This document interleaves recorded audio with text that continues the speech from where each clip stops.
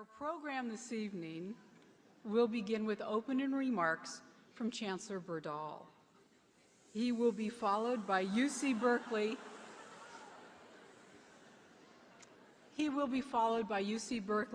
Professor Nazar Al-Sayed, Chair of the Center for Middle Eastern Studies, who will introduce tonight's guest speaker, Columbia University Professor Idwārd Saʿīd.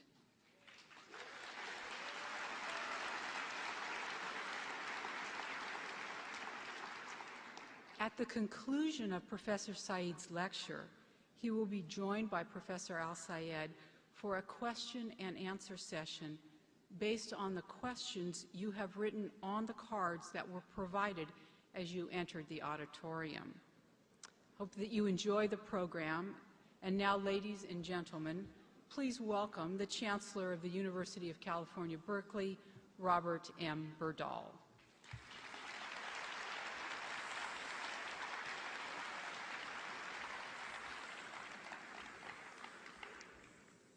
Not supposed to hiss. On behalf of the entire Berkeley community, I want to welcome everyone here tonight to this important lecture. Over the past year and a half, in countless ways each day, we've been forced to recognize that we no longer enjoy the security we once possessed.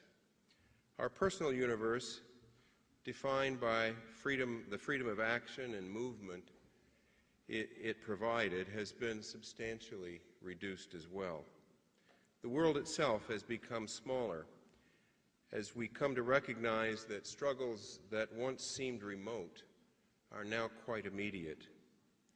And now, it would appear, we stand on the threshold of a war that may change us and our place in the world in ways we cannot begin to contemplate. It is important, therefore, that as a community of learners, we try to educate ourselves about the complexity of the issues that the world confronts. This forum today, along with others we've had on the campus, is a part of that effort. Given the attendance at the lectures and the demand for tickets, these forums, held in the course of this year, make it clear that there is a hunger for information, a desire to be informed by opposing points of view. This is what it means to be a university.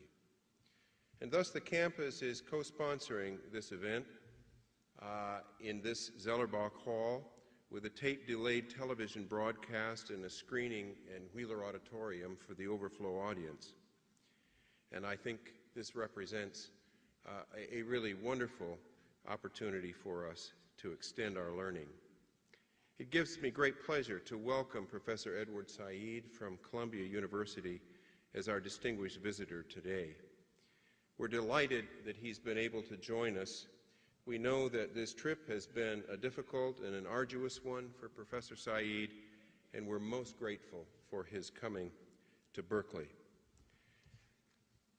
Our own Professor Nazar Al-Sayed of the Berkeley Center for Middle Eastern Studies worked very hard to bring about this talk, and indeed has been working for several years to bring Professor Saঈd back to the campus. Professor Al-Sayed, who is chair of the Center for Middle Eastern Studies, is a prominent scholar of architecture and urban planning. As head of the Berkeley Center, he is a leading force in cultural studies. Please join me in welcoming to the podium Professor Al-Sayed.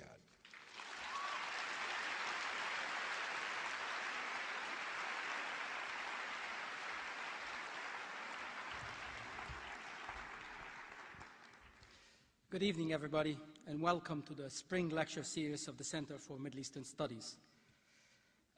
It is my great pleasure and honor to introduce our distinguished guest. Rarely does an academic lecture organized by an area study center garner such attention. In the week that the lecture was first announced, hundreds of students, faculty, staff, and members of the Berkeley community lined up outside the center and this hall, and in a matter of days, 2,200 free tickets were gone. Today, We all fill this hole, and there are others, 1,000 or so, awaiting a rebroadcast of this lecture elsewhere. How then to introduce such a commanding presence? Idwārd Saʿīd represents many different things to many different people, so perhaps a few words are justified. Idwārd Saʿīd was born and raised in Jerusalem. He spent his childhood years in Cairo, Egypt, before moving to the United States, attending Princeton and later Harvard, where he earned his MA and PhD degrees. In 1963, he began teaching at Columbia University, where he currently holds the position of University Professor of English and Comparative Literature. Idwārd Saʿīd is a writer, a scholar, a literary critic, and a political activist. As a writer, his work has an extraordinary range, possibly because he has lived on the cusp of so many cultures and has striven to connect disparate areas of experience, from the musical to the literary, from the first world to the third world, and from the Orient to the West. His writings in popular media like the Arabic newspapers Al-Ahram and Al-Hayat, and The Nation here in the United States, are a testament to his tremendous intellectual energy. He has written more than 20 books, and his work has been translated into 35 different languages.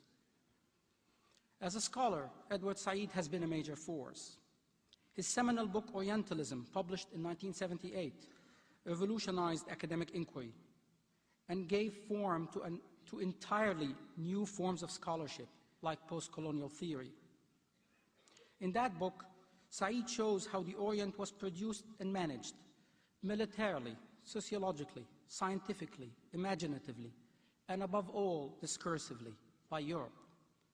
Today, the concept of Orientalism is common parlance in academic and popular discourses, breaking down the divisions between history and critique, between knowledge and geopolitics, and between theory and action. Two important books, The Question of Palestine and Covering Islam, followed soon thereafter. Then there was the important book Cultural Imperialism, published in 1993, and the very touching memoir Out of Place in 1999. This body of scholarship was radical, for it showed that one cannot understand Western history, culture, and politics without giving a central place to colonialism and imperialism. As an activist and a political figure, Saঈd has also emerged as the most articulate voice of the Palestinian question.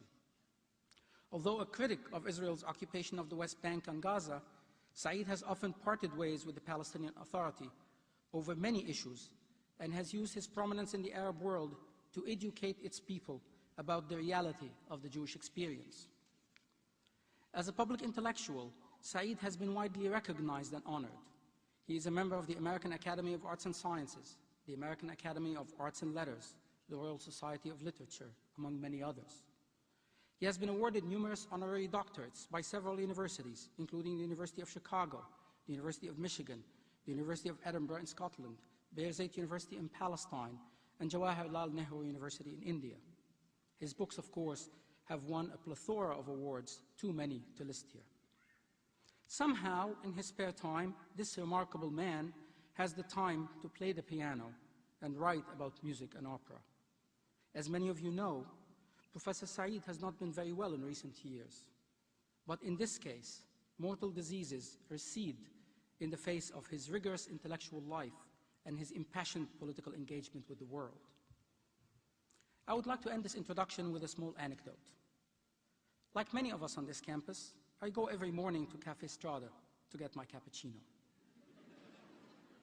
Every day, between the hours of 8 and 9 a.m., stands a poor and dignified man panhandling outside the cafe. Through the years, he has come to see and know what I do on this campus. I do not know what made him decide never to extend his hand to beg from me. A few days ago, as I left the cafe, he did in fact extend his hand for the very first time. I expected to hear, "Can you spare some change?" Instead, he said loudly, "Do you have an Idwārd Saʿīd ticket for me?"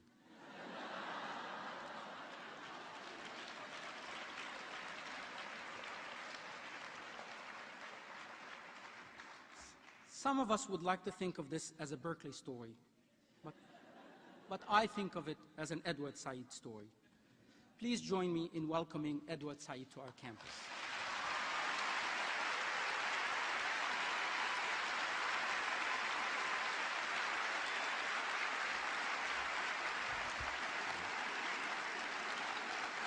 Thank you very much.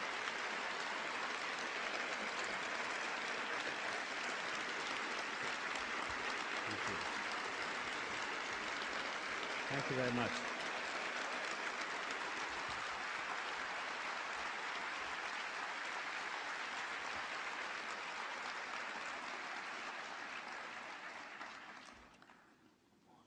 Well, I'm incredibly moved and flattered, first of all, to have been invited here in the first place. Second, to see all of you here tonight. You could be doing much more exciting things, I'm sure, than attending a lecture. And then, lastly, to the Chancellor and Professor Sayyad for their really superb introductions, far too generous and flattering. My topic tonight is Palestine and the universality of human rights. This is a very fraught moment to be speaking about human rights in the Middle East, and those of the Palestinian people in particular.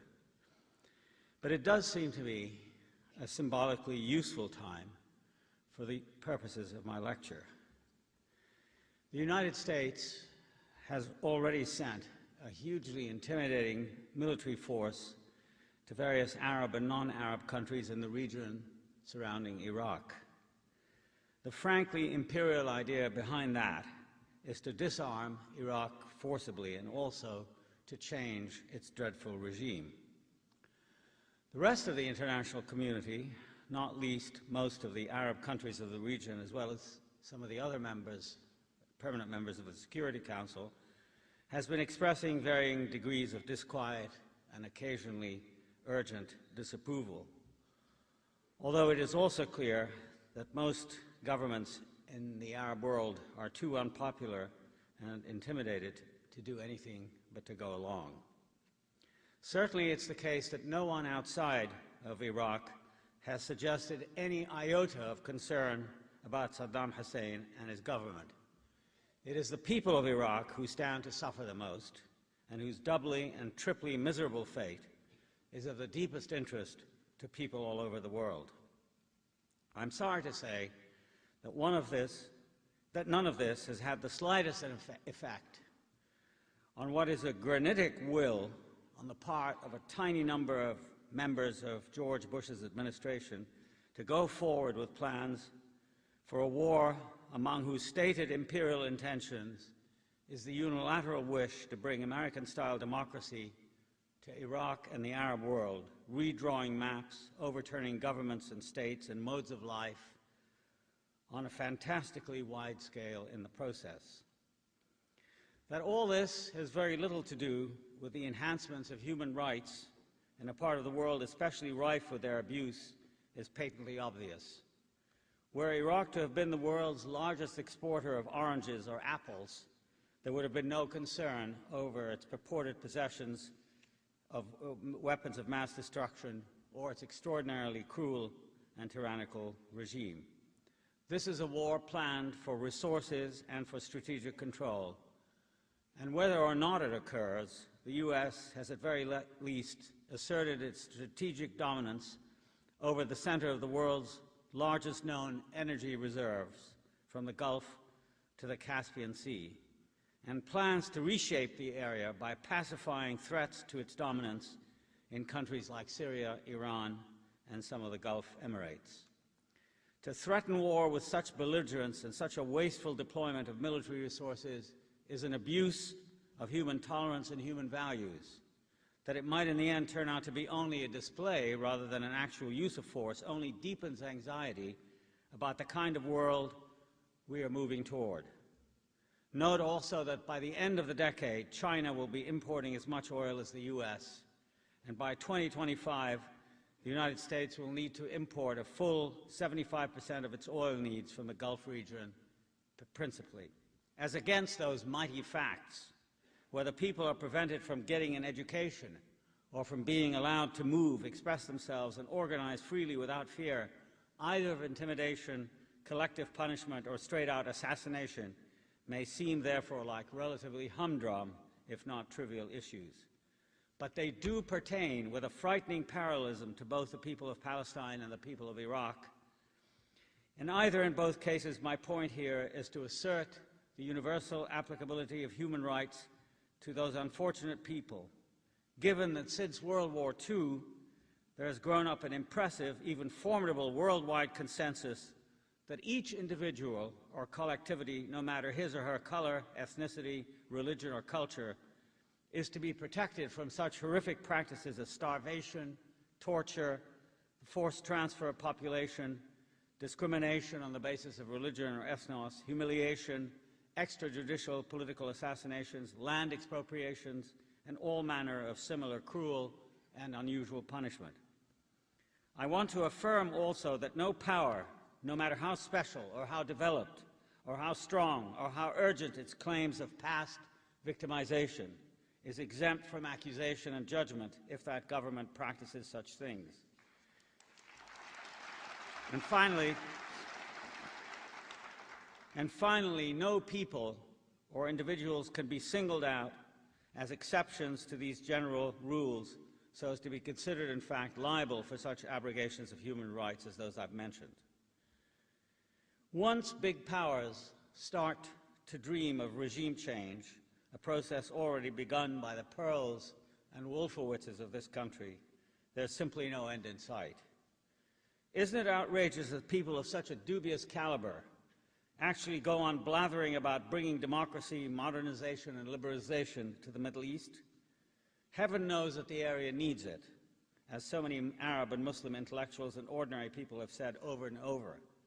But who appointed these characters as agents of progress anyway? And what entitles them to pontificate in so shameless a way when there are already so many injustices and abuses in our own country to be remedied? It's particularly galling that Pearl, about as unqualified a person as it is imaginable to be on any subject except, I'm told, soufflés, and any subject touching on democracy and justice, should have been an election advisor to Benjamin Netanyahu's extreme right-wing government during the 1996-99 period, in which he counseled the right-wing Israeli to scrap any and all peace attempts to annex the West Bank and Gaza and try to get rid of as many Palestinians as possible.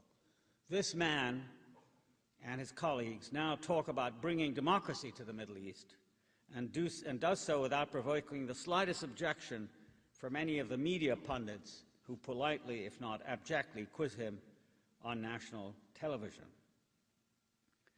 Colin Powell's speech at the UN, despite its many weaknesses, its plagiarized and manufactured evidence, its confected audio tapes, which to anybody who knows Arabic are completely senseless, as well as its doctored pictures, was correct in one thing: Saddam Hussein's regime has violated numerous human rights and UN resolutions.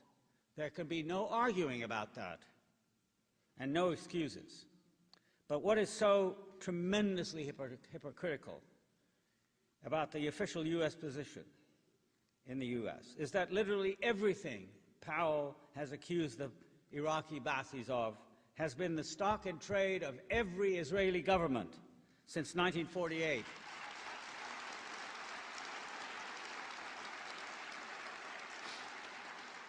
And at no time more flagrantly since the occupation of 1967. Torture, illegal detention, assassination, assaults against civilians with missiles, helicopters and jet fighters, the annexation of territory, the transportation of civilians from one place to another for the purpose of imprisonment, mass killing, as in Qana, Jenin, Sabra and Shatila, to mention only the most obvious, the denial of rights to free passage and unimpeded civilian movement, education, medical aid, the use of civilians for human shields, humiliation, punishment of families, house demolitions on a mass scale, destruction of agricultural land, expropriation of water, illegal settlement, economic pauperization, attacks on hospitals, medical workers and ambulances, the killing of UN personnel, to name only the most outrageous abuses. All these, it should be noted with emphasis, have been carried on with the total, unconditional support of the United States, which has not only supplied Israel with the weapons for such practices and every kind of military and intelligence aid, but has also given Israel upwards of $135 billion in economic aid on a scale that beggars the relative amount per capita spent by our government on its own citizens.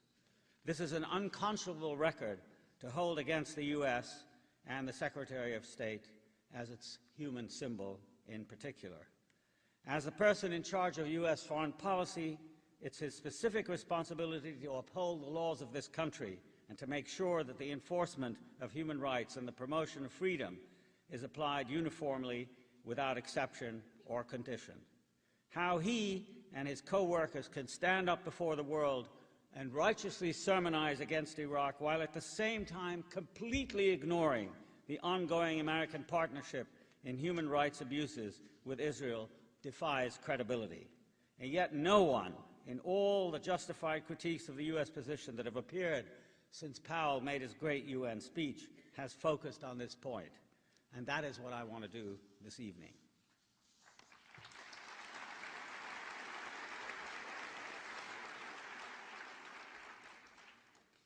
History is made by men and women. Excuse me.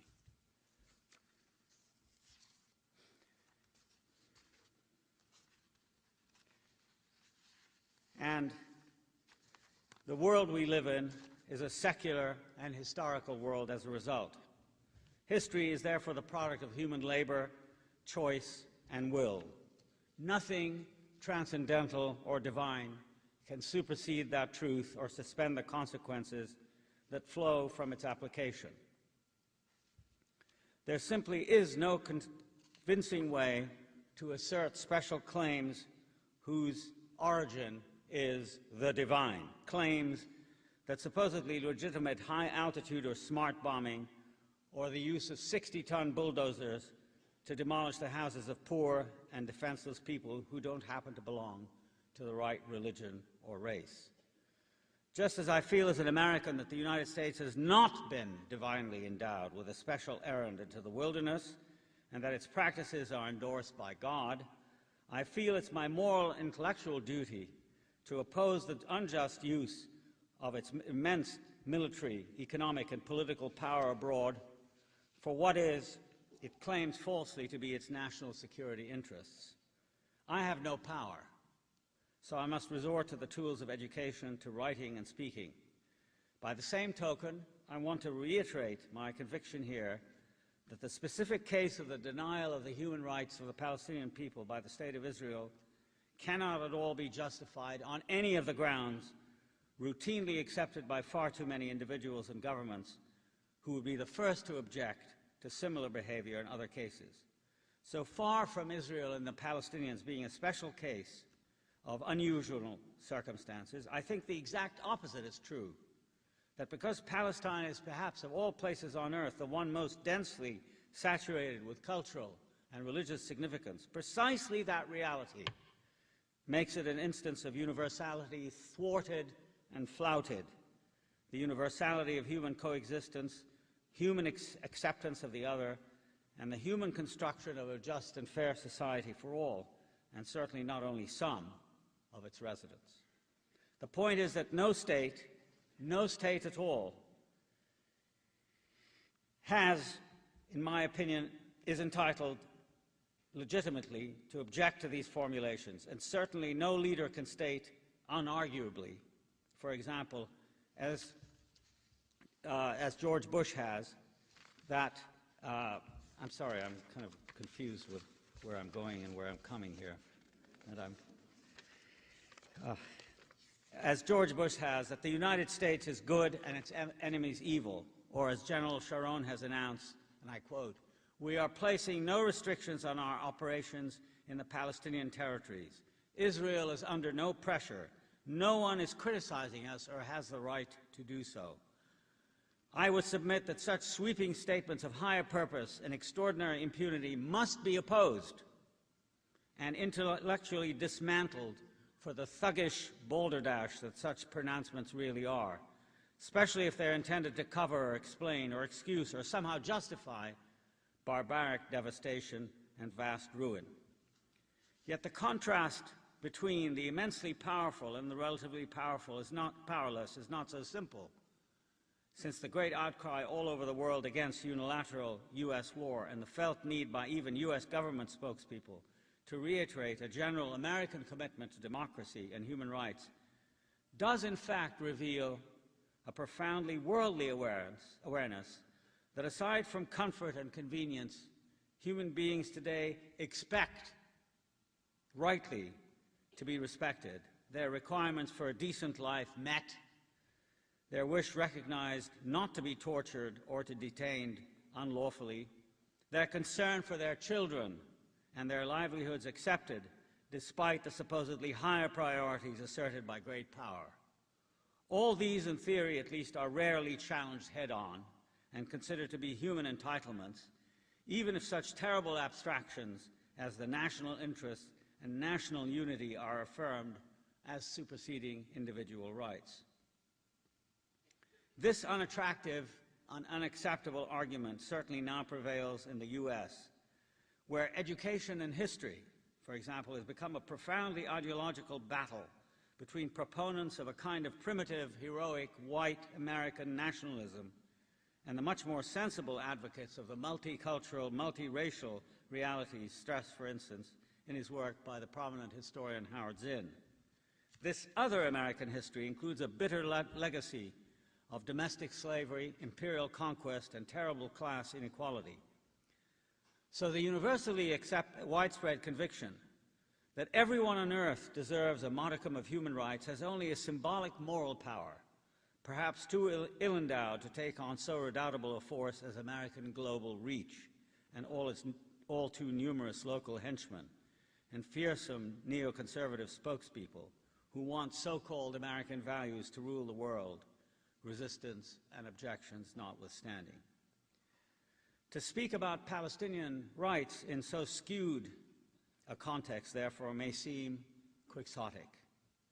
And certainly the current impression that Israel and the U.S. have borne all before them in their stubbornly ingrained hostility to Palestinian self-determination reinforces the superficial impression. But I want to argue that is not at all there is to the whole truth.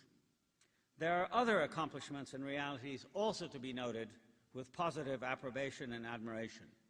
During my own lifetime, Palestinians, since the climactic events of 1948, when their society was destroyed and the establishment of Israel occurred, Palestinians have gone from the status of non-persons to that of a universally acknowledged national collectivity, i.e., a people, by virtue not of force of arms, but of other means, some of which I want to rehearse here.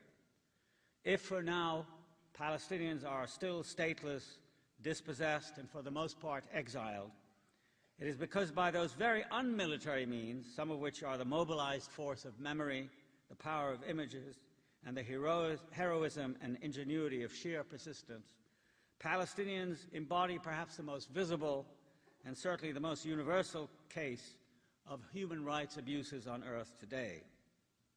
There's no desire on my part to be fetishistically competitive about such a claim, so I won't go on about it any further. But I do want to be able to talk about the visibility not only of the Palestinian presence as victims of injustice and human rights denial, but of the equal force they represent on the world stage of a wrong that must be righted. In an extremely suggestive lecture that appeared in 1995, the Welsh political scientist Ken Booth draws attention to the existence of a growing number of what he calls transcultural moral and political solidarities that have acted the part of what he calls sovereignty-free agents That is to say, actors and institutions not bound by the borders between countries that set the international system since the Peace of Westphalia. That focus seems to be an excellent way of characterizing the overall human achievement of the Palestinian people in the period after 1948 until the present. Note that in all the many different places, conditions, and politics that the approximately 7.5 million Palestinians now live in, as citizens of Israel, as people under military occupation in the West Bank and Gaza, as refugees and stateless persons in several Arab countries, as refugees with various acquired nationalities scattered all over the world, and as members of a dispossessed people, Palestinians have developed a moral and political solidarity with each other, nothing less in fact than a national identity, that it has been the goal of Israel to deny, obliterate, and refuse to acknowledge as sovereign. To argue backwards for a moment, let me cite only one recent example of what I mean by denial and a refusal to acknowledge. It was precisely that refusal that flawed the Oslo process from the moment it was undertaken in 1993, alas, with unqualified and unprepared Palestinian representatives delegated to a task which was designed not to restore but to further postpone and deflect the fulfillment of Palestinian aspirations. In this, neither Israel nor the United States was moved by an acknowledgement of past injustices, nor by a spirit of contrition or of reconciliation. With their batteries of legal experts backed by disproportionate military weight in both countries, and at the same time as more than double the pre-existing number of settlements were being created on Palestinian land and more human rights abused, Israel and the United States divided and subdivided occupied and ever-diminishing bits of Palestinian territory into smaller and less viable units for the unfortunate Palestinian authorities to take over and misrule, all under the misleading, not to say willfully deceptive rubric of the peace process. Was there any other intention at any time? I don't think so. It wasn't peace that they wanted, but pacification for a time. The Oslo Accords were far too much of a whole with several prior decades of Palestinian dispossession, house demolitions, land expropriations, and attacks on civil society. As against that, as I said a moment ago, there's been a moral and political solidarity building up between Palestinians all over the world. Some of it was evident in the past week's worldwide protests. One of its manifestations, and perhaps not its most significant one, is that today, for example, there is a Palestinian cinema, and with it a kind of transnational visibility of the Palestinian person that would have been unthinkable 3 decades ago. Visual symbols have played an extraordinary role in this reappearance of the Palestinian individual after years of absence and programmed national effacement. I don't want to rehearse here the steps taken by Israel inside former Palestine to systematically obliterate the centuries-old Arab presence along with its symbols and structures. I've described some of these on the juridical level so far as the taking over of land and property was concerned in my book, The Question of Palestine. But the overall plan, beginning in 1948, was to start Israel as if afresh, a state arising from nothing to take its place among the nations. In the affirmation of its renewed millennial identity, Israel managed for quite a while to remove the traces of Palestinian life for the most part, even though, of course, a large number of these traces, who remained as a remnant of people despite the expulsions of 1948, were there as a humbled and scarcely perceptible presence, ruled by military government inside Israel until 1966.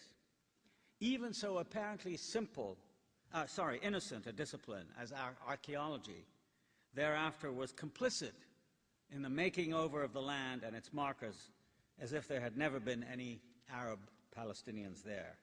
This is chillingly described by Nadia Abul-Hajj in her recent book, Facts on the Ground, Archaeological Practice and Territorial Self-Fashioning in Israeli Society.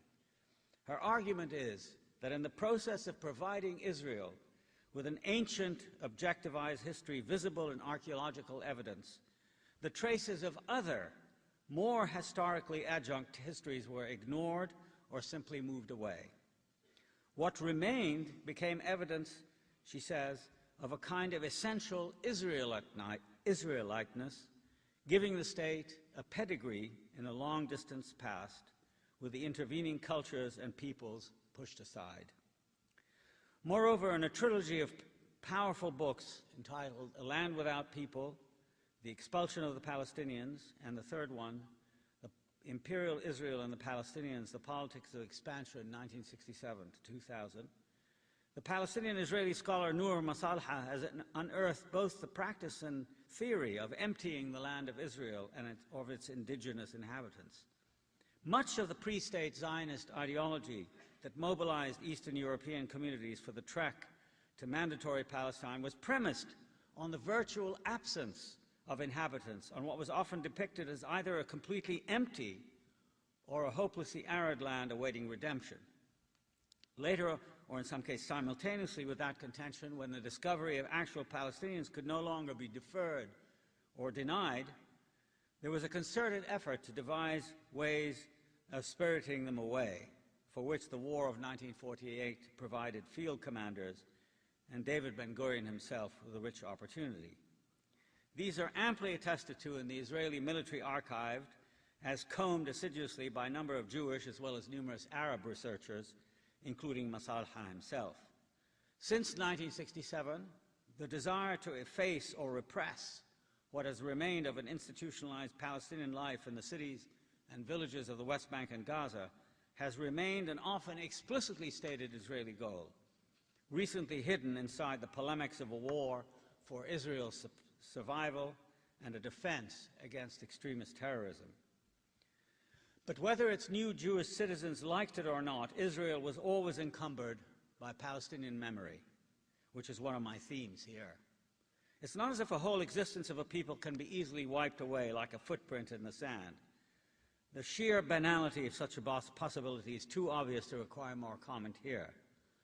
What I would like to note, however, is that as the resourceful Palestinian-Israeli sociologist Ahmad Saadi has shown in a brilliant piece of historical and social synthesis, the more Israel has unilaterally exerted its considerable force to bury the Palestinian past, as it were, there has been a painstaking collective and yet uncoordinated Palestinian memory that has maintained Palestinian history since the Nakba of 1948 as a tremendously potent site of memory. Cinema is one result. What has remained of the vastly dispersed and disjunctive fragments of history since 1948 have been painstakingly collected over time by individuals as objects of memory, such objects as house keys, title deeds, photographs, letters, newspaper clippings, embroideries, and so forth. And through film, fiction, poetry, oral discourse, critical and political analysis, significant or traumatic collective experiences like the Deir Yassin, Kufr Qasim, Sabra and Shatila, and Jenin events, the significant episodes of Palestinian suffering have been preserved along with a national life that bore and outlived them. I remember writing in 1982 that whenever one of us had an opportunity to speak publicly, there was a felt requirement to start narrating the national collective narrative as if from scratch. No freestanding Palestinian story was available that could place before the world the chronological sequence of dispossession and catastrophic loss that has so disfigured and mutilated contemporary Palestinian life. Such a sequence has been interdicted in all sorts of ways, far too many times, by such things as the carting off by Israeli soldiers of Palestinian archives in Beirut during the 1982 invasion. And only the other day, the Israeli occupation army similarly removed records, computers, hard drives, statistics from Palestinian offices at the Central Bureau of Statistics, the Ministry of Education, and elsewhere in the West Bank. Whether this was meant to put a stop to Palestinian national life just short of full ethnic cleansing, I don't want to speculate here, but that such procedures are of a piece with claims that Israel is fighting for its life and that in occupying and destroying everything possible by tanks, bulldozers, F-16s, and Apache helicopters, it is defending itself against terrorists who happen to have no army or viable means of defense or means of waging war of any description, that seems totally obvious. In any event, the great narrative of Palestinian life hasn't yet been achieved any more than the fulfillment of its logical national aspirations have been fulfilled, although it seems just as obvious that there is no regression, no flagging among Palestinians everywhere on that inexorable drive. Despite all this, a Palestinian nation in exile has emerged with an unmistakable outline and personality of its own. The vast network of institutions, groups, and collectivities scattered all over the world that sustains the continuity of Palestinian national life is an amazing thing. It has drawn not only on the mobilized energies of Palestinians everywhere, but also on the dazzlingly widespread commitment to them of their friends, allies, and comrades all over the world. The obstacles placed before the path of Palestinians on a daily, minute-by-minute basis cannot be overestimated. Each of them a conscious, willful abuse of human rights collected from everywhere, literally, in the history of colonial brutality against indigenous people, but now protracted into several regimes, simultaneous regimes of oppression. Note, please, the utter inequality of power between stateless and dispersed Palestinians and the collection of Arab states who offend their humanity, who dehumanize them, but who nevertheless house them. In Lebanon, for example, 400,000 Palestinians are kept stateless, their medical needs largely unattended to, their ability to work, study, and reside as they please, all of them universally accorded human rights. These are scandalously curtailed by statutory laws designed expressly for that purpose. In Syria and Egypt, similar conditions apply, only with smaller numbers of Palestinians involved. In countries where Palestinians have been fortunate enough to acquire citizenship, there are invidious laws that discriminate against them as somehow different from the rest of the population. This is sadly true even in this country. In the practice, for example, of racial profiling or singling out Palestinians in universities and in lines at the airport. Inside Israel, non-Jewish Palestinians are underrepresented. They are juridically not allowed rights of immigration, land ownership, and buying. These rights are automatically accorded to the Jewish citizen of the state and indeed of Jewish people everywhere in the world.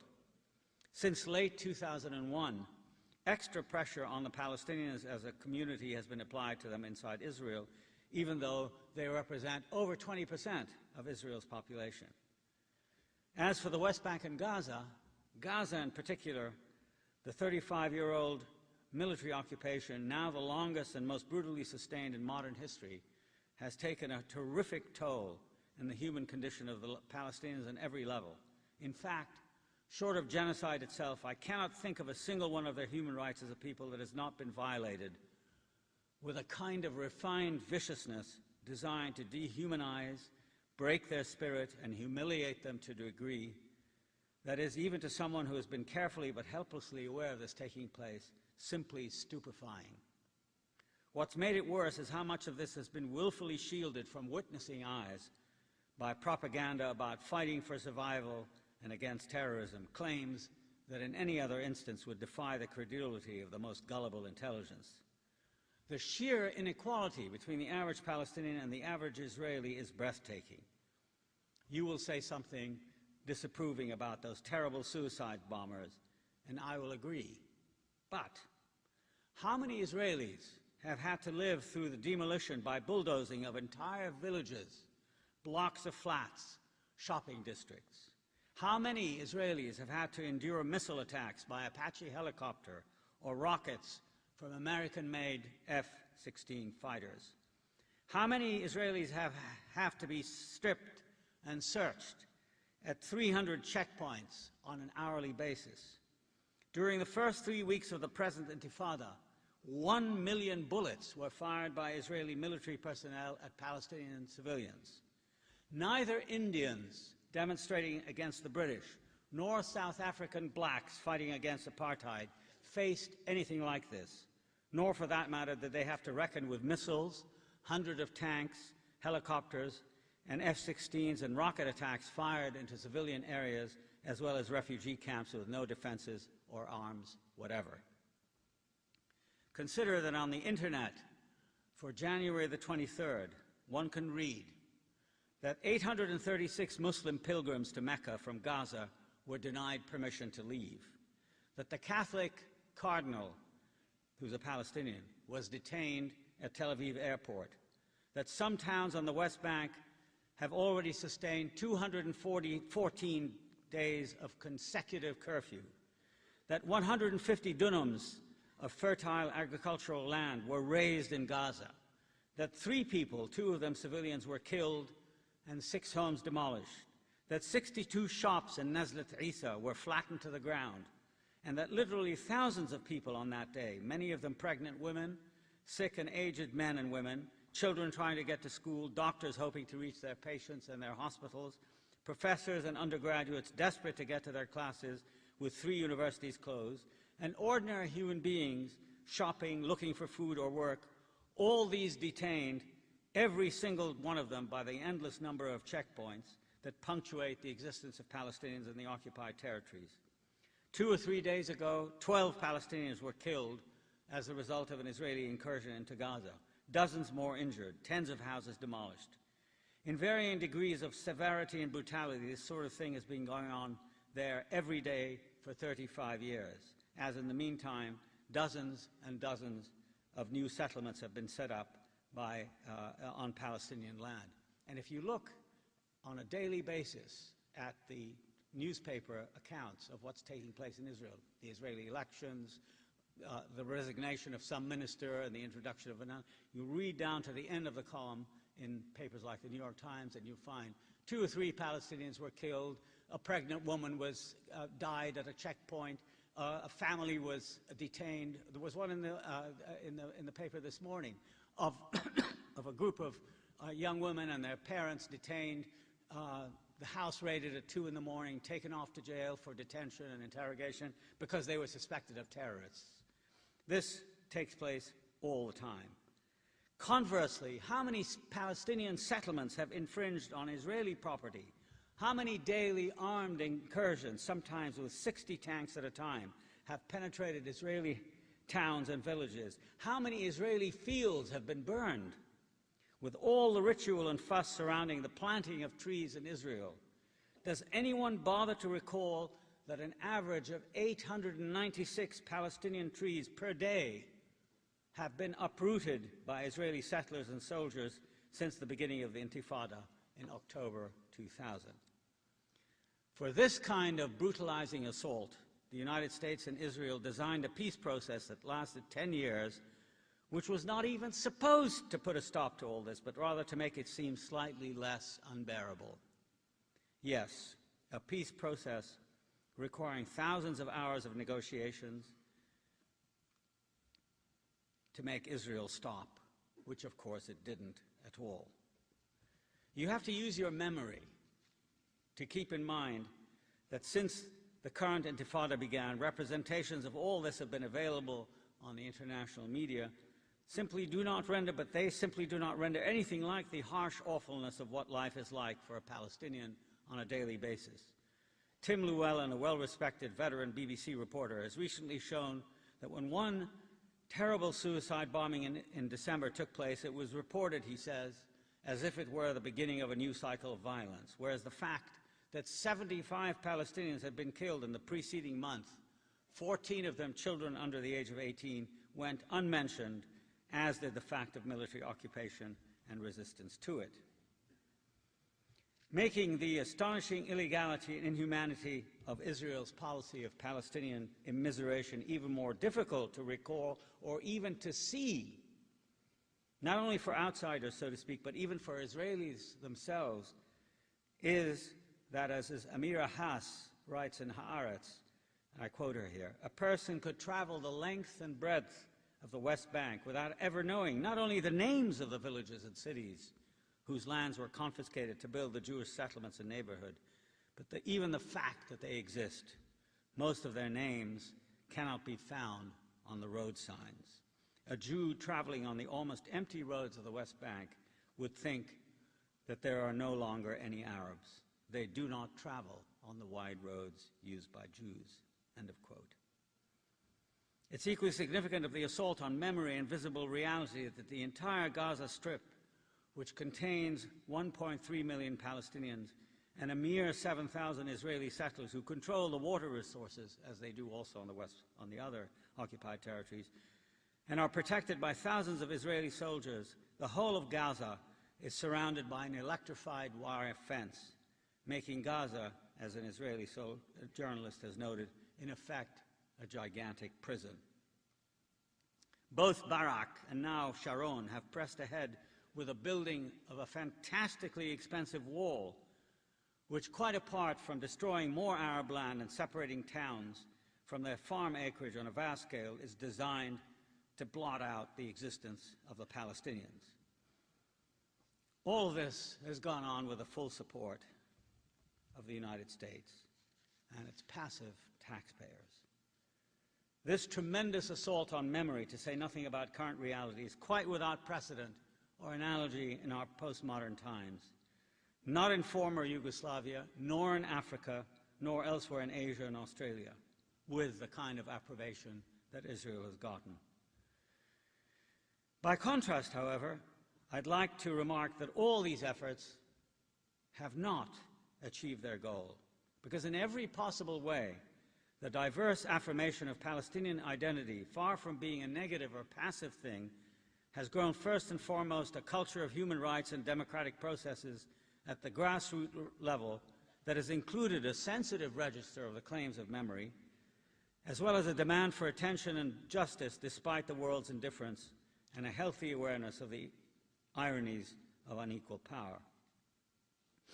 The other fact I'd like to note is that even though in the US and parts of Europe the notion of Palestine is associated invidiously with terror and violence, there is, as I said earlier, a serious contradiction to that superficial association in an ongoing and recognized Palestinian national life with a quite peculiar, if not outright, eccentric tenacity to it that has simply overcome all the terrible ordeals placed in its past.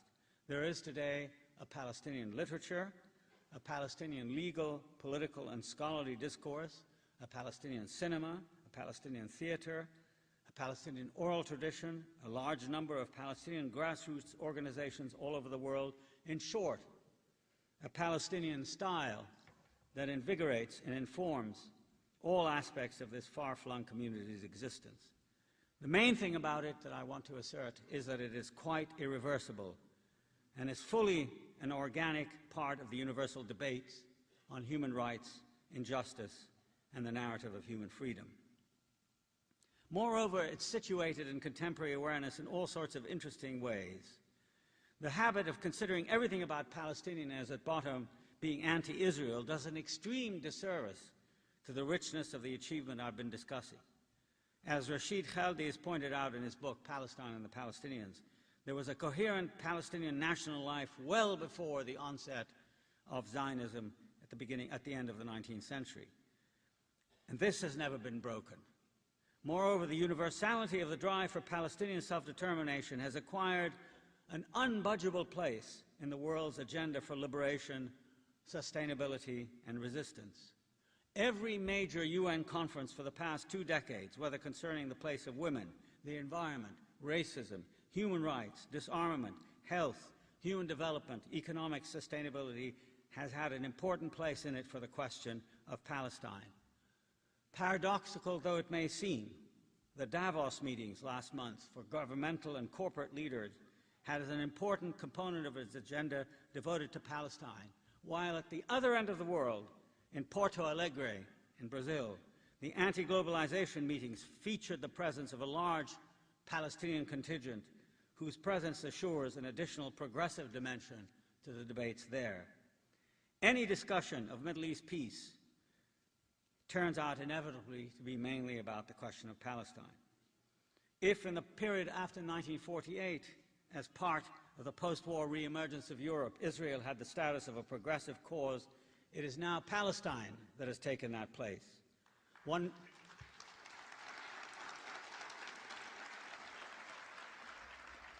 need only think of the support Israel had from such people as Jean-Paul Sartre and Simone de Beauvoir to gauge how far from that position it has today fallen.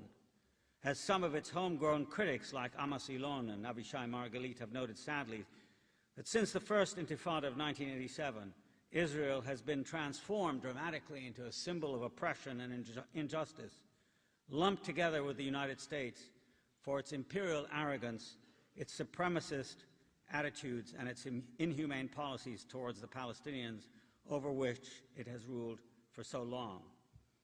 Divestment campaigns reminiscent of the anti-apartheid movement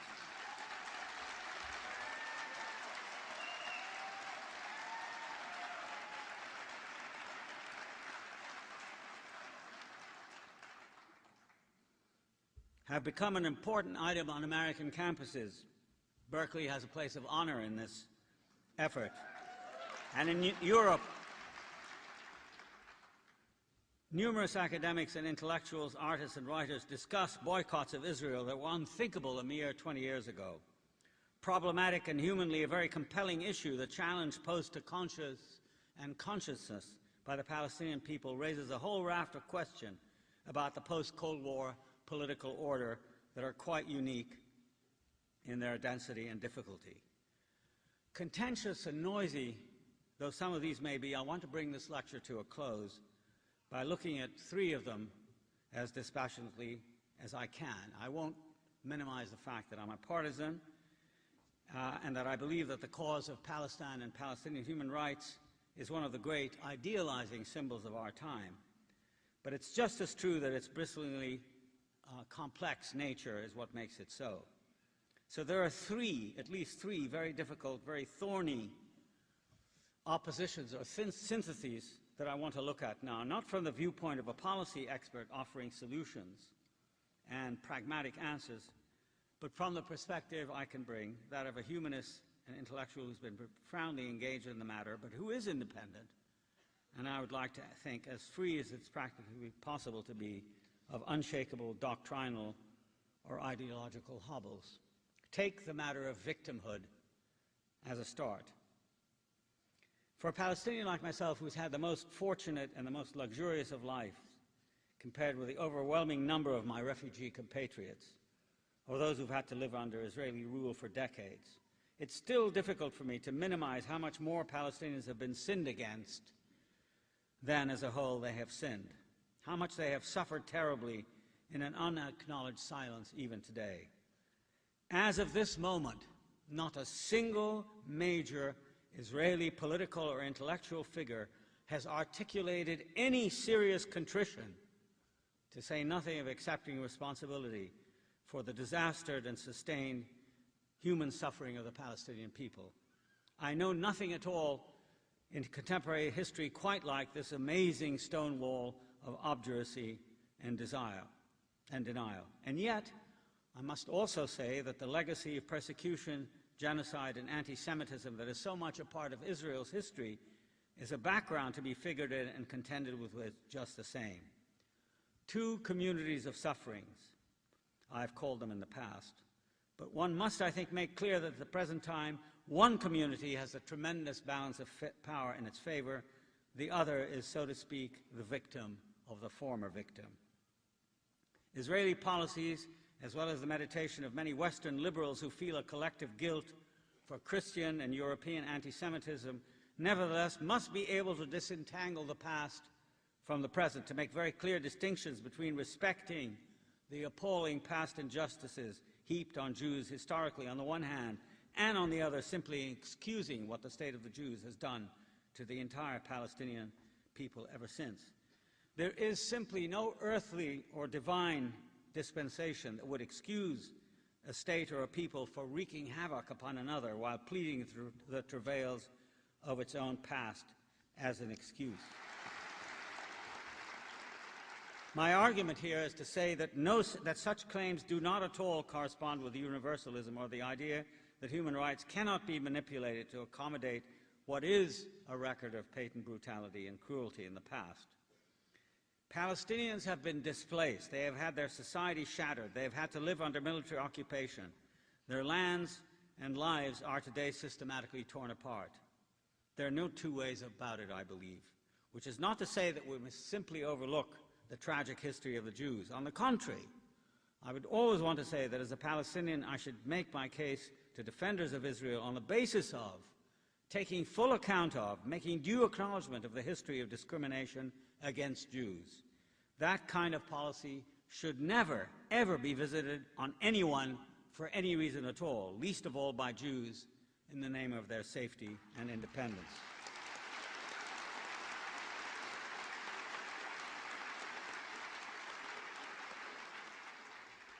The second opposition is the one that sees the contest between Palestinians and Israelis as a contest of nationalisms, which at their most feverish and embattled fail the crucial test of awareness, the awareness of the other.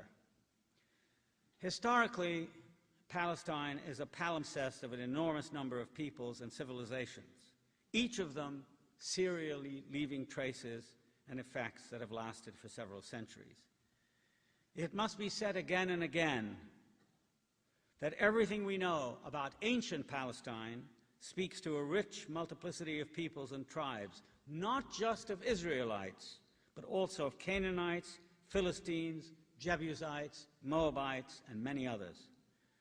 To extrapolate from that and say that only one people dominated it, is therefore entitled to lay exclusive claim to Palestine today, is simply a tragic misinterpretation and betrayal of something far richer and interesting. One can interpret that history, therefore, inclusively, giving rise to complexity and universalism, or far more narrowly, as the exclusive possession of only one people and culture who seem to prefer unending war against others to mutual recognition and coexistence. Civil wars are much more bitter and unyielding than any other kind.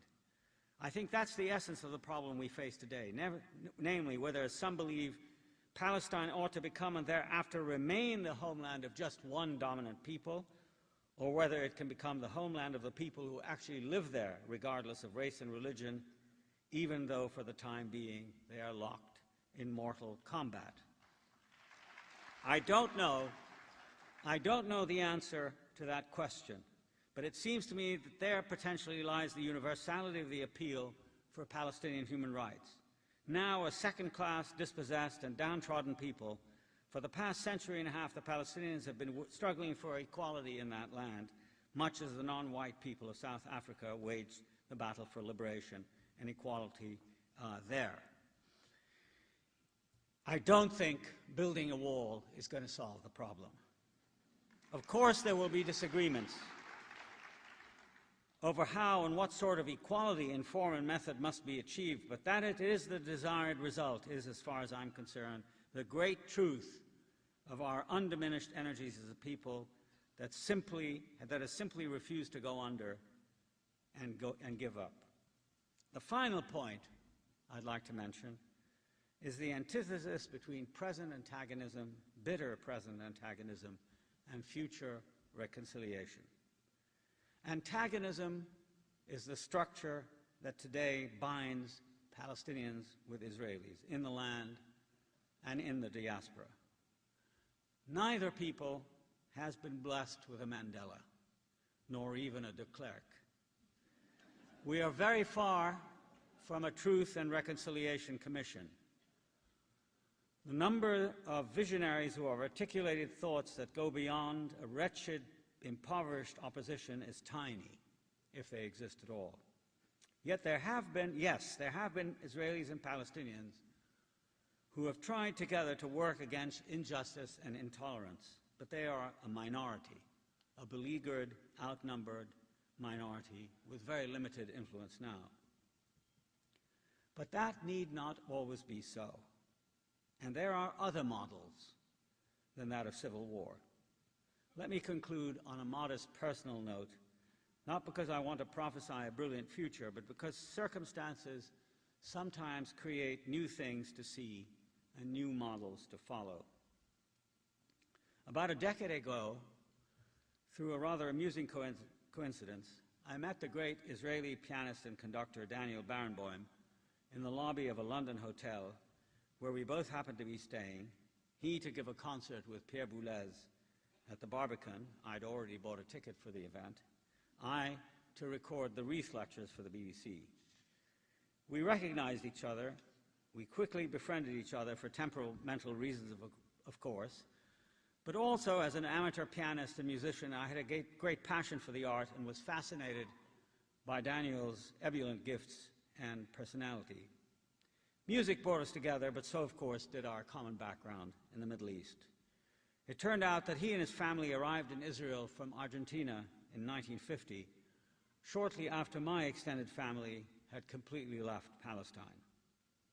Over time, and given our itinerant schedules, we developed a very warm, special friendship, one result of which is a book of conversations that has just been published and is called Parallels and Paradoxes, a phrase that goes some way to describe the way our interests in music, culture, politics, the piano, and life in general cross and crisscross, sometimes in harmony, sometimes with divergence and difference. It's important for me to say that our friendship has become tremendously important for me, and I dare say for him. He has now visited the encircled and occupied West Bank on his own several times. First time he went, I was with him in the early part of 1999, where he gave a recital at Birzeit University. This year, he went twice, donating his talents to a starved and deprived Palestinian public in Ramallah, where his easy naturalness of being has made him a great number of friends and admirers. No other Israeli or Jewish artist has done anything so generous or compassionate as Barenboim. In addition, he has taken under his wing two tremendously talented young Palestinian pianists, made himself available to them as teacher and mentor, as well as helping to arrange concerts and teachers for them. But the main story I want to tell concerns what we have called the Weimar Project, or the East-West Divan. In early 1999, shortly after Weimar, formerly in East Germany, had been designated European Cultural Capital for that year, I happened to be in Berlin visiting Barenboim when he was offered the chance to perform in Weimar that summer.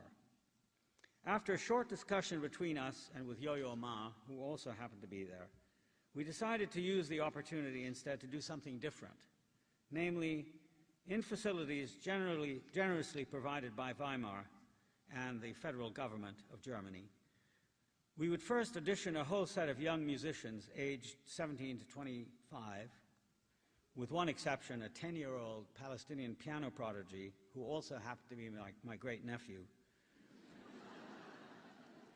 to audition a whole set of young musicians all across the Arab world and Israel. By the end of the auditions, we had the makings of several excellent chamber ensembles, as well as a fine orchestra made up of instrumentalists from 7 or 8 Arab countries and Israel.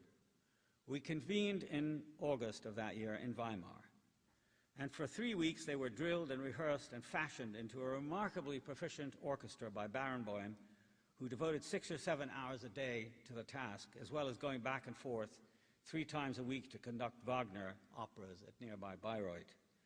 My role was to lead nightly discussions in which everyone participated in every subject from music to literature, history, and of course politics. In Weimar, we were not only generously taken care of by the cultural capital's auspices, but figuratively speaking, we were under the wing of Goethe, Weimar's most famous inhabitant, who had written there his great mature masterpiece, the West-Östlicher Divan, the West-East Divan, an extraordinary act of homage to Islam generally and to the Persian poet Hafiz in particular. Goethe was, I believe, the first great modern European to attempt some kind of artistic synthesis and involvement between what in those days were called the Orient and Europe. His accomplishment was the magnificent divan itself, as well as, for our purposes, the use of art, so to speak, to create an imaginative reordering of polarities, differences, and oppositions on the basis not of politics, but of affinity, spiritual generosity, and aesthetic self-renewal. We also exposed our students to Buchenwald, one of the most notorious of the Nazi death camps, which lies only about 6 kilometers outside Weimar, thus serving us to point out how very close together the great heights of culture can easily coexist with the deepest and basest evil. The point of all this is that a new paradigm emerged for us and our students who were, it should go without saying, from differing and sometimes jarringly antagonistic backgrounds, and whose interests, ambitions, histories, and commitments during the 3 weeks were suspended, as it were, in the interests of music. Music, I don't need to insist on this too much, is a silent art. What and how it articulates in sound are totally independent of the world of ideas, concepts, and words themselves, yet also dependent on them in that those very things suspended by music's enactments are paradoxically the very worldly circumstances that bring musicians together. But that opposition and symbiosis between music and the world, so to speak, proved amazingly fertile. We did another summer in Weimar the next year, 2000. In 2001, we went to Chicago. And last year, and for the next few years, including this one, our East-West Divan has been adopted by the Andalusian government, as well as a private foundation of 3 cultures. Seville has become our new home. From Weimar to Seville is, I deeply believe, a totally different trajectory and paradigm for Arabs and Israelis. There's no political program to what we do, since everything is subordinated to music, which for 3 weeks possesses everyone, in addition, of course, to the practical matter of living and working and talking together. The point of telling you this story is to suggest how, despite the incredibly polarized, antagonistic, and discordant world in which we live, there's always the possibility of another alternative type of social model. Barenboim is no ordinary Israeli, of course, and I like to think perhaps I'm not an ordinary Palestinian either. But in our work and commitment to our friendship and to music making and to the ongoing Weimar-Seville project, there's been an amazing crossing of borders and a disruption of the rigid lines that have circumscribed and organized our public as well as private lives.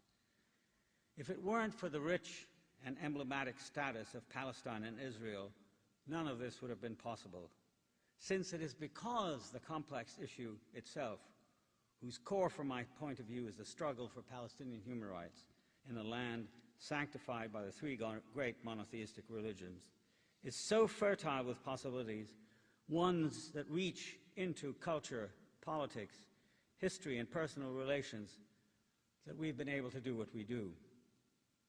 Presiding over our efforts, students and teachers alike, has been the spirit of music, which I would want to insist is neither a sentimental panacea nor a facile solution for every problem, but rather a practical utopia whose presence and practice in our riven world is sorely needed and in all sorts of ways intensely instructive.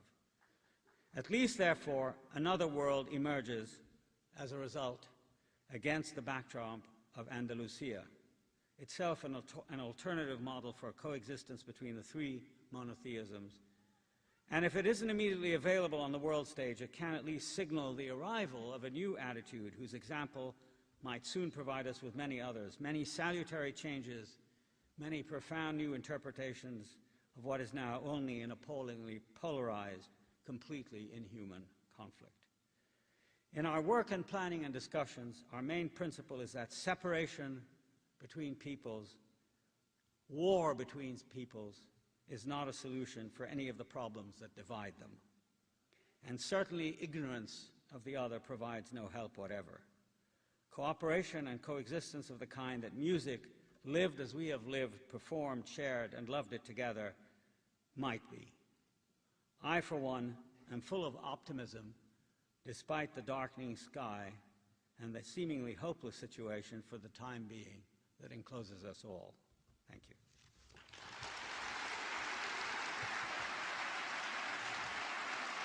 To the questions and answers part of this event.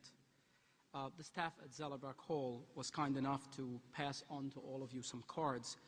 About 40 cards or so of questions were passed on to me. We received another 40 by email in the last week or so at the Middle East Center. Clearly, Professor Said will not be able to answer 80 questions. However, I did what I'm trained to do as an academic, particularly under pressure and with very little light, and I classified these questions into 3 types. The first actually deals mainly with issues of the Arab-Israeli conflict.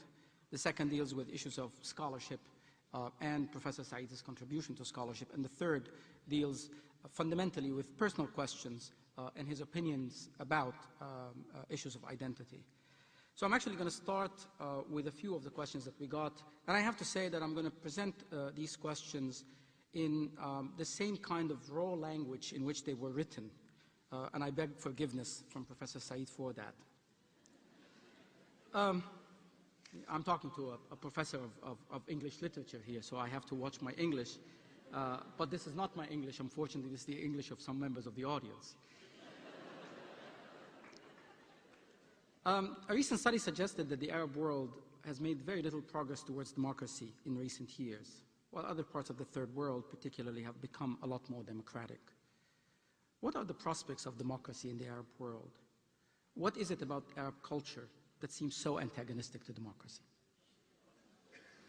Well, I think the last point is kind of, well, you say raw. I think it's kind of stupid. I don't think there's any. I don't think there's anything about any culture that commits it either to democracy or tyranny or anything else. As I said, cultures are made by people, and people do everything. I mean, had one asked the question, say, 50 years ago in Europe, what is it about Europeans that makes them so bloody-minded? Or about Germans that makes them, you know, prone to genocide, for example, the question would have, you know, would have been dismissed after a bit as not the right way to ask it. But the fact is that there is, in various ways, a struggle in the Arab world involving democracy, which has been largely concealed from outside eyes. I think one has to accept as a premise, first of all, that all people want, as I said in my talk, want to live as freely as they can in traditions of their own and in governments of their own.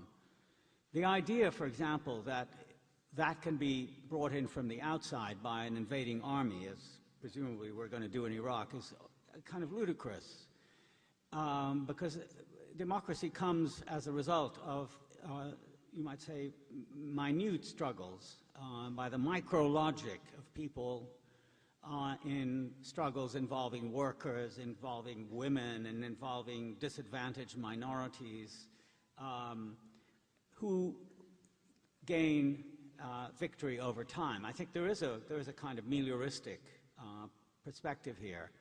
But I think in the specific case of the Arabs, if I might just make one important observation, a lot of people, especially amongst academics in this country who say that, you know, and I suppose in the Arab world, who say, you know, when, or people like Naipaul who say, you know, the time has come to stop blaming others. We have to blame ourselves.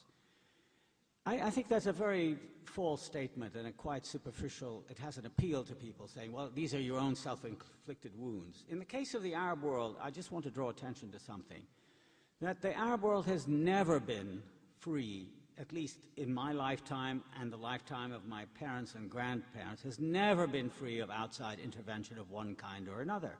Imperialism is still alive and well. And you don't have a military force of the size that the United States this very moment has in the middle of the Arab world and call it, you know, self-inflicted violence. It is imported from the outside. The same has happened in the Middle East. The same has happened in the Middle East since the early 20th century. There's been a struggle for democracy and independence that has been thwarted, first by the British and the French, then by the Israelis and then the Americans, which is continuing every day and is created. Now, here we get to the self-incrimination. We get distorted societies. In the wave of independence politics that overtook the Arab world after World War II, when the rest of the world was being decolonized, it was being recolonized, the Arab world was. I mean, don't forget the Suez invasion of 1956, the establishment of Israel in 1948, the great number of military coups in countries like Syria and Egypt and Libya and Iraq and so on and so forth, which has all contributed to a distortion of human life, of which democracy is one of the great losses. So there is a very powerful outside argument for it, which suggests that democracy has always been thwarted. And indeed, one of the things that I've studied over time is how the antagonism of the United States to Arab nationalism, which continues to this very day, which is an expression of self-determination and democracy, has made for a very impoverishing dialectic and has allowed for, and the final point I want to make, for support of some of the most regressive dictatorships in the Arab world. Don't forget that only 20 years ago, Saddam Hussein was specially favored by this country, that the Taliban in Afghanistan were the freedom fighters that President Reagan called them the founding fathers of Afghanistan when he invited them to the White House in the 80s to fight the Soviets. You know, so this kind of thing has created a tremendously distorted situation. And I think, therefore, it's wrong to simply say that this is some innate fault of Arab culture or Islam as a religion, etc., because you can point to other moments in the history of the Arabs and of Islam in which a completely different situation obtained. So these are matters of historical evolution and, above all, of historical struggle. And what I want to say also is that the media, in its concentration on terrorism and violence, and as Pat Robertson and you know, the televangelists and Graham, also Franklin Graham, and all the others concentrate on the evil of Islam and so on and so forth, they tend to obscure the picture of what I call this whole series of micro-struggles over voting rights, over privileges and rights for women, over rights for workers, over the right to certain kinds of social and political entitlements, which is taking place all over the Arab world. So I say, rather than use the snapshot approach and then generalize from that back to some evil civilization or religion, look at the dynamic presence and the dialectic and the difficulties which Arabs have to face every day, given this tremendous onslaught, largely caused by oil, not oranges, as I said earlier, which has made them the victims of this kind of intervention.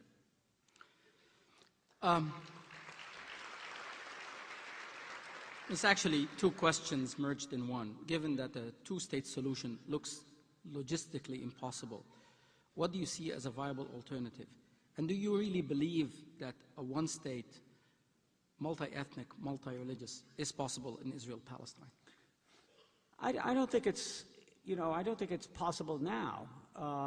There is I can't speak for Israelis, but my impression is that they want a state on their own, to practice their sense of Jewish identity on their own. And I know that Palestinians want the same thing. I mean, they want to have an independent national existence with land over which they have sovereignty, which they haven't got. And the land is getting less every day. And, the settlements, as I said, have now taken up most of the land. And the policies of the present government, of the Sharon government, are anything but interested in Palestinian independence or two states or anything of the sort. But the facts are, unfortunately, quite different from that, or fortunately. There will be demographic parity in the land of historical Palestine by the end of this decade. There will be as many Jews as there are Arabs, or vice versa, many Arabs as there are Jews. They are more and more intertwined with each other. As I've said on other occasions, the history of Israel and the history of Palestine are inextricable from each other. And I don't think that the idea of building a wall or carving out little cantons for Palestinians to live in is going to work in the long run. There are too many popular pressures, there are too many interactions that have gone on for that kind of separation. Now, I'm not a political scientist, nor am I a visionary of some sort that can imagine schemes for resolving this deep political struggle. But I do think that education, an understanding of the other, those things can operate on both sides. Of course, it's much harder for Palestinians. I mean, you can't tell a Palestinian farmer whose land is being bulldozed by the Israeli army to widen the road things that I've seen many times in my travels in Palestine, you can't tell a Palestinian farmer, well, think about coexistence, think about the horrors of the Jewish past. You know, it'll all work. That's very difficult. But I think why I told the story at the end, I think that a different model than just separation, which is, I think, much more utopian, to be honest with you, than finding a way to live in equality and coexistence is. I mean, I think separation is the utopian and quite unrealistic scheme, because they do, in fact, live together.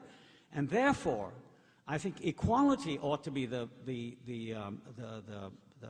keynote of the future. Equality and self-determination for both people. There are two people in one land, which is very small, which cannot be realistically partitioned any more than you can build settlements with thousands of yards of electrical wire around them and expect people just to want to leave and go and pretend they're not there.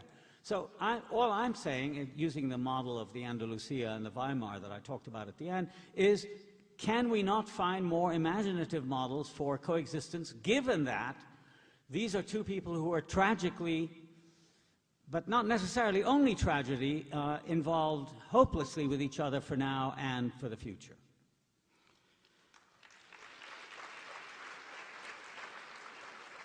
I want to make sure that I get basically to all three types of questions, so I'm going to move on here.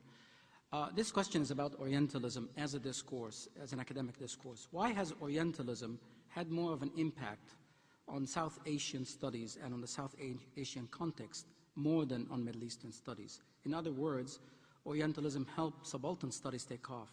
Why didn't a similar movement take place in Middle Eastern studies? I think it did. I mean, I think that the Middle Eastern, not being a practitioner of Middle Eastern studies myself, I can only talk about it from the outside, but if you look at the types of books that were written in the 60s and 70s, and the types of books that were written after Orientals came out, I mean, I don't want to, claim the credit for all this, but there was a seismic change, I think, in the attitude of younger scholars of the Middle East after Orientalism came out that is quite dramatic, I think. I mean, there's a much, for one thing, an actual involvement with the people of the Arab and Islamic world is now much more common among scholars than it was, say, in the generation of von Grunebaum and Goldziher and Bernard Lewis, who lives on, past every other generation, without changing, I should add. I mean, he's a... So I don't agree with that stipulation. I think there's been a quite extraordinary change in the social studies, in the humanities, where gender studies in what used to be called Oriental studies, where literary analysis of a kind that was never attempted by people, plus the sense, and the most important thing, is that the culture of the Middle East, for people who read and write about it in the academic setting, is a living thing. It used to be for Orientalists, it used to be the dead cultures. That what was much more important was an 8th century Arab poem rather than a poem written by a living poet today. I think that's been completely changed as a very lively, for thousands of other reasons. The involvement of the world in the Middle East has become much greater, of course. But I think what's happened is that there's been a vivification of the field that is really quite dramatic and really quite as interesting and quite as deep-seated as that has taken place in South Asian studies. Your autobiography eloquently describes the shaping of the identity of someone who is in important ways out of place in the world today. Being denied a homeland, Palestinians have an especially severe situation. But with increasing globalization and geographical mobility, are not more and more people in the world becoming out of place? Oh, I think so. Yeah, I think that's true. But I think there remains, nevertheless, an attachment of people to their, in many cases, imagined backgrounds. I mean, the search for roots. The fact, for example, that so many people now in this country go to churches and synagogues and mosques and so on, has a lot more to do with the need for community and finding community than it does, I think, with religious dogma. So I think, you know, the rootlessness and the dispossession and the displacement is a fact of life, as of course people travel more and there are vast new migrant populations in places like Germany and Italy and even Sweden than there were, say, 25 years ago. It is a fact of life. But so also, I think, is the whole idea of trying to locate oneself nationally in all of this, and to find, you know, some kind of political and ethnic identity that can live with others. I think that's the difference. The positive aspect of it is that you can imagine an identity not in endless conflict with every other, but sort of amalgamated to others. And that's why I think the United States ought to be a much more attractive model than we seem to be for the rest of the world. But precisely because this is an immigrant society, and I think the idea of turning it into a Judeo-Christian kind of savage god of revenge, and we're going to right the world's injustices, and we're going to go to war, does a tremendous disservice to the reality of this country. But for Palestinians,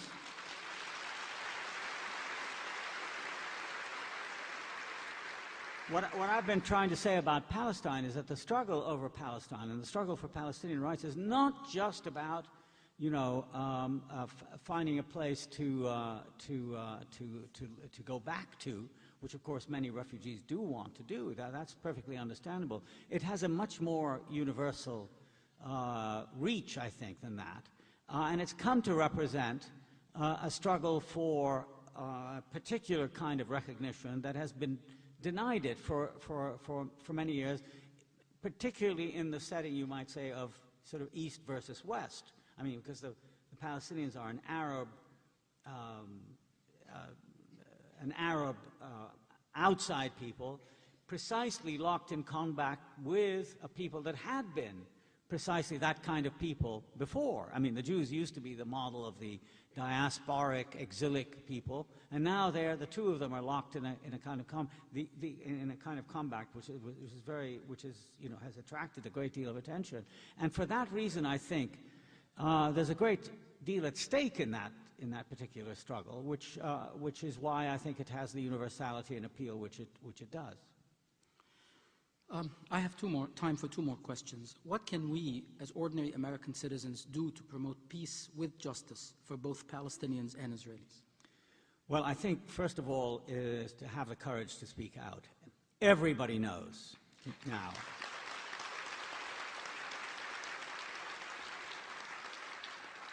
Everybody knows that we, as American citizens, are the suppliers and the guarantors of the Israeli war machine, which keeps things going as they are. And yet, in the circles in which I live, you know, the academic and intellectual circles, it's great to be against the war in Iraq. I think it's important to be against the war in Iraq, but let's not forget that the war in Iraq is linked to Israel.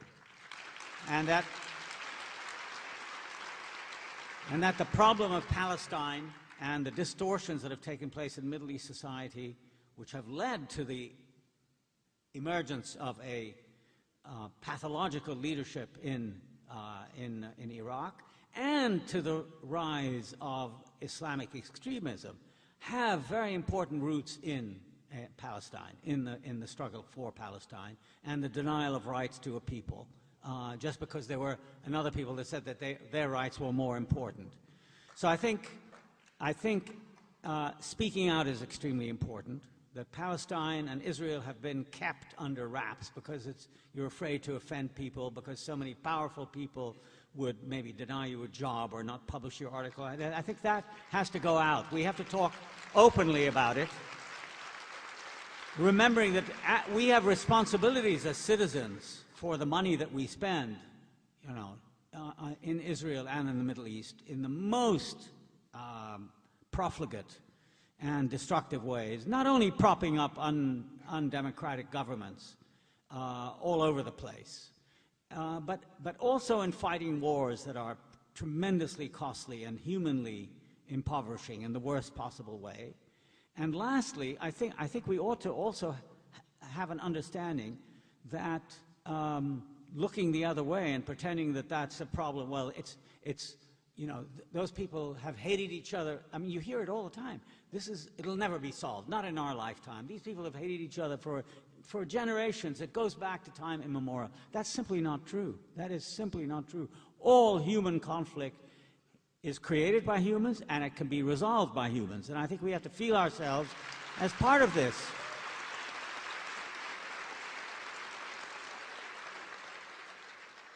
This is the last question, and this is actually coming from one of our own PhD students. What advice would you give to the next generation of American scholars of the Middle East? Well, gee, I don't really know.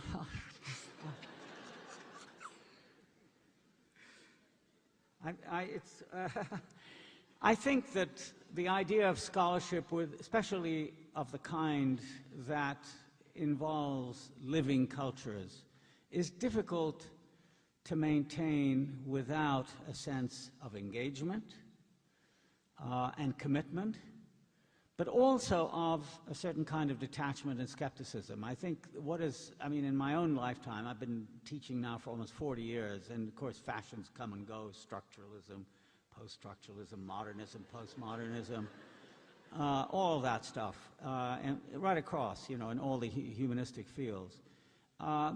I think what has always been in rare supply is a commitment to independence of judgment and mind, skepticism. I never believed authorities; they're always the worst ones.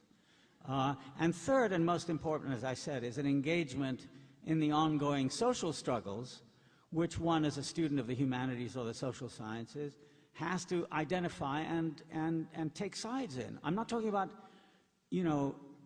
the absence of objectivity. I'm not talking about, just political ideology. I'm talking about human commitments to justice, to truth, to fairness, to the end of discrimination and human abuse, I think.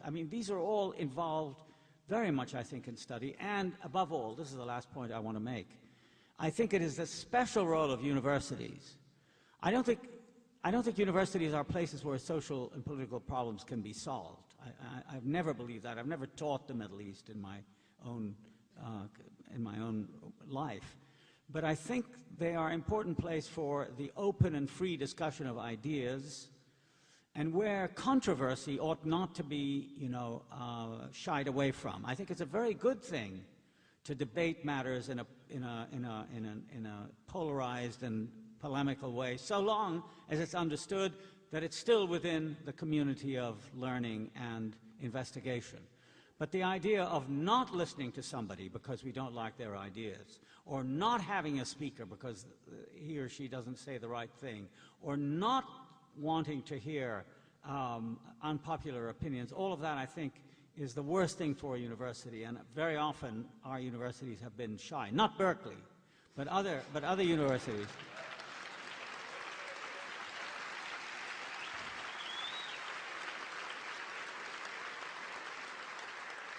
Professor Said, thank you very much for your very graceful appearance here this morning.